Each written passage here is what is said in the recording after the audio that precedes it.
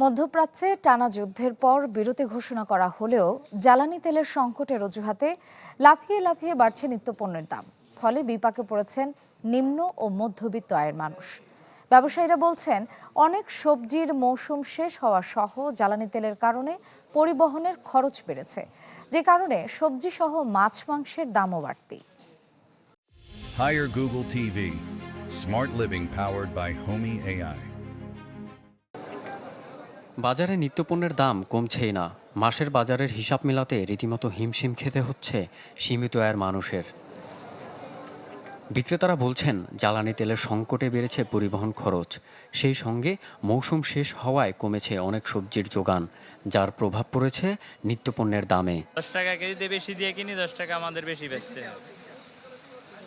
কেন বেশি ওটি আড়তদাররা করতে পারবো, আবার যখন কমাইয়া দেয় তখন কমাইয়া বেশি। সাধারণ মানুষ তো খেয়ে বাঁচতে হবে, এরপর বাধ্য হয়ে যতটুক মানে আগে মনে করেন যে একটু বেশি কিন্তু এখন একটু কম কিনে। মাছের বাজারেও পড়েছে ইরান যুদ্ধের প্রভাব। নদী ও সামুদ্রিক মাছ কেজিতে বেড়েছে 20 থেকে 60 টাকা পর্যন্ত। মাছ কম, কাস্টমারও কম। মানুষের মনে করেন একটা ইলিশের দাম 2000-2500 টাকা একবেলা, সবাই তো আর নিতে পারে না। তেলের প্রভাবটা সবার, সারা বাংলাদেশ সবাই এটি লোক জড়িত আছে। কাঁচামালের তরকারি লোকে গাড়ি পরিবহন, ঢাকা শহরে মাল আসি তো গাড়ি দিয়ে। 420 থেকে 440 টাকায় রেকর্ড দামে বিক্রি হচ্ছে সোনালী মুরগি।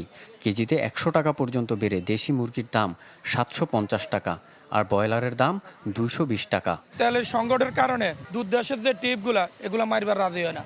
মুরগি খামারে আছে, যথেষ্ট পরিমাণে মুরগি খামারে আছে, কিন্তু ঢাকার ভিতরে মুরগি ঢুকার না কারণে আপনার মুরগির বাজার বাড়তে। 1 মাস আগে দেখছি 300 টাকা, এখন 120 টাকা বেড়ে গেছে কেজিতে। আমাদের দ্বারা তো মুরগি নেওয়া সম্ভব না।